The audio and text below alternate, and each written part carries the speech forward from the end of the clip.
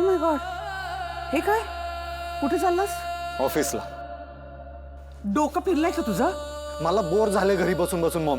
हा विचार मूर्खासारखा वागायच्या आधी करायचा होतास. स्वतःच्या मूर्खपणामुळे बसलायस तू घरात. अरे स्वानंदीच्या हातात आयतं कोलीत दिलंस. श्वेताचं प्रकरण झाल्यापासून सांगत होते नीट वाग, जरा शांत राहा, पेशन्स ठेव. मला ऐकलंच माझं नाही. आधीच नसलेलं डोकं जास्त चालवायला लागलास, तेव्हाही ऐकलं नाहीस माझं. आधीच एकतर हवं तसं घडत नाहीये, त्यात तुझा मूर्खपणा. इडियट. इडियट म्हणू नकोस ना यार मॉम.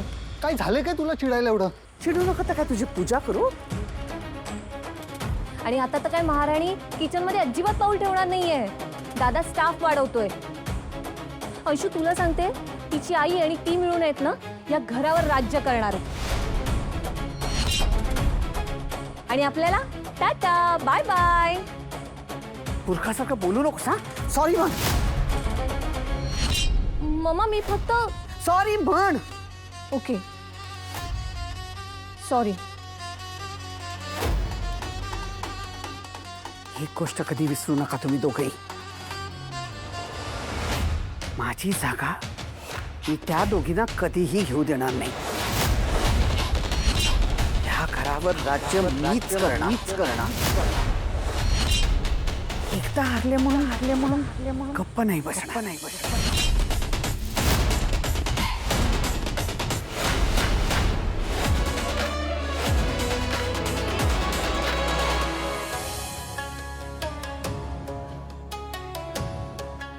मंदाताई, काय हो, काय झालं? स्वानंदी बोलली ना गुलाबजामवरून, वाटलंच मला. नाही अजून तरी बोलली नाहीये, पण बोलेल. मला नाही वाटत मी इथे जास्त दिवस राहू शकेन. का हो, असं का बोलताय? माझ्यामुळे स्वानंदीच्या जीवावर बेतलं असतं ना.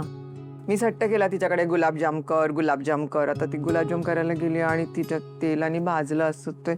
तिचे बाबा जर इथे असते ना, चांगलं मला धारेवर धरलं असतं. अशी कशी माझी मुलगी भाजली?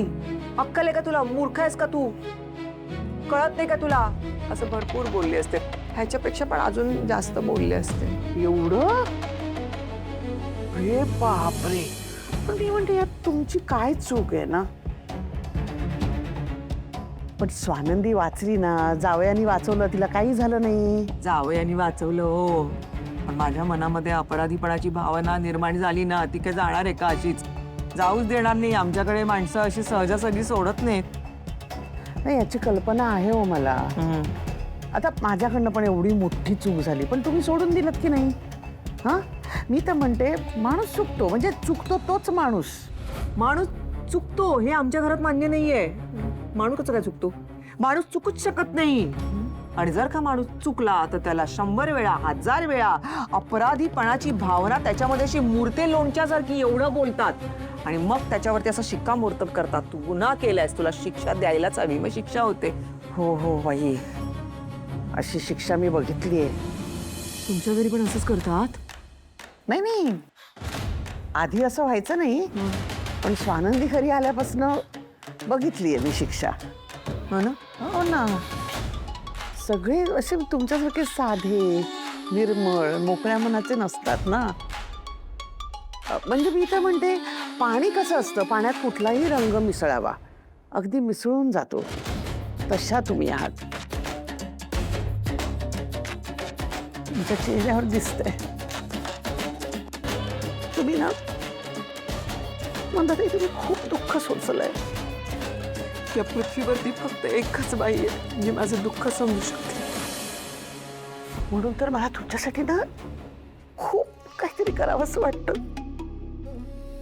तुमचं मला खूप पाहुणचार करावासं वाटतं. म्हणजे किती काय करू आणि काय नको असं वाटतं. मला खूप वाटतं, पण आमच्या स्वानंदीला वाटत नाही ना. तिला वाटतं मी इथून घरातून बाहेर निघून जावं. ती लवकर इकडनं जाते असं झालंय तिला. नाही, असं कसं चालेल? काय करणार?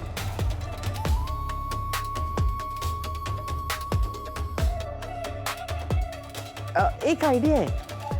म्हणजे मी सांगेन तसं कराल का? म्हणजे बघा त्यात तुमचा फायदा आहे. सांगा ना सांगा. अहो दार बंद आहे, नॉर्मल राहा. सांगते.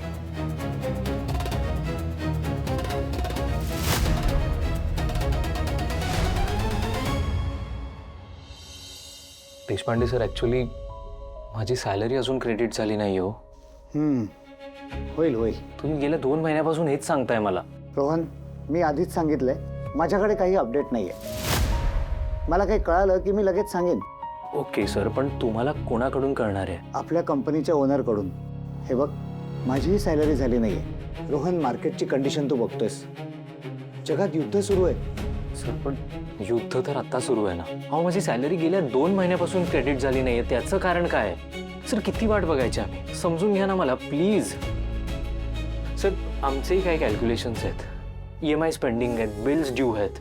सर घराची सुद्धा सिच्युएशन आता थोडी वेगळी होत चालली आहे. ऐका ना, माझी जेवढ्या लवकर सॅलरी होईल ना ते खूप बरं होईल माझ्यासाठी. Yes, I will try.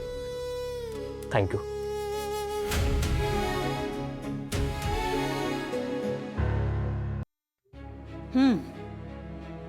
हे घे.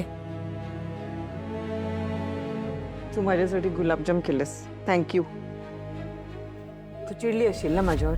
तुला एखादा पदार्थ खावासा वाटतोय म्हणून तू मला करायला सांगितलंस तर मी चिडेन का? माझ्या हट्टामुळे तू गुलाबजाम केला, पण ते तुझ्या अंगावर तेल सांडलं असतं, मग तुला भाजलं असतं, मग मनातल्या मनात तू मलाच दोष देत राहणार ना. आईने सांगितलं म्हणून मी केलं, म्हणून मला असं झालं. माहिती आहे मला. असा काही स्वभाव नाहीये माझा. मी तुझ्यासाठी जे काही केलं ते फार मनापासून केलं. थँक्यू. आई ऐक ना, बास झालं ना. आता खरंच मला वाटतंय की तू तुझ्या घरी जावंस आई. हे बघ, जे काही वाद आहेत, जे काही प्रश्न आहेत, जी काही तुझी बाजू आहे, ही सगळी समजून घेऊया. पण आपण आपल्या घरी जाऊन हे वाद मिटवूया ना. हे असं इथे माझ्या सासरी तू येऊन राहणं खरंच बरं नाही दिसत अगं. अगं? तुझे गुलाबजाम खा तूच. आई, तू ना बाबांसारखी आहे स्वानंदी तुझ्या. म्हणजे लाच देतेस तू मला हे. मी घरातून निघून जावं म्हणून. काय एवढं मोठं घर आहे ना तुझं स्वानंदी. एवढ्या मोठ्या घरामध्ये एवढ्या कोपऱ्यामध्ये मी जरा अशी निश्चित पडून राहिले तर काय त्रास होतो तुला? एकतर तुला मनापासून गुलाबजाम खावेसे वाटत होते म्हणून मी तुझ्यासाठी ते केले. त्याच्या मागे काही हेतू नव्हता माझा, कारण ते करण्या आधीपासून ती इथे आली आहेस ना तेव्हापासून मला वाटतंय की तू आपल्या घरी परत जावंस. आणि दुसरी गोष्ट, मी अशी शांत निश्चित पडून राहिले वगैरे असं काहीही नाहीये. अजिबात बिचारी वगैरे नाहीये साई. तू मागण्या करतेस इथे येऊन. एवढ्या मागण्या केल्या मी. फक्त एक टीव्ही मागितला. बाकीचं टीव्ही मल्लिका ताईंनी स्वतःहून आणून दिलं. मी नाही मागितलं काहीच, त्यांनीच दिलं सगळं. मुळात गरज काय आहे या गोष्टींची? आपण लाचार होत का आई?